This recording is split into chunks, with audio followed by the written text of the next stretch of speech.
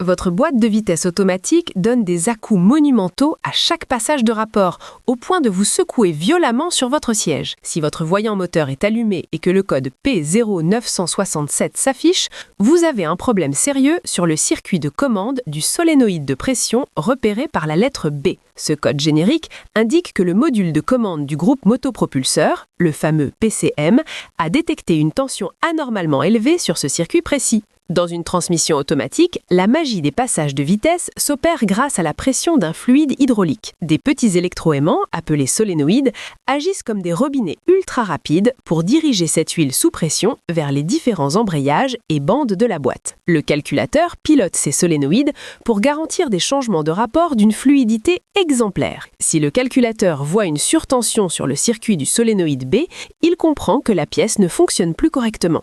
Le risque, c'est que la pression d'huile devienne incontrôlable, la boîte va alors taper lors des changements de vitesse, patiner lamentablement ou même surchauffer et se mettre en mode sécurité. C'est un souci à traiter en urgence, car rouler avec une boîte qui claque à chaque rapport va très rapidement détruire les disques de friction interne, transformant une simple réparation en une facture astronomique de réfection de boîte complète. Les causes sont multiples, mais la première chose à suspecter, c'est souvent la qualité de votre huile de transmission.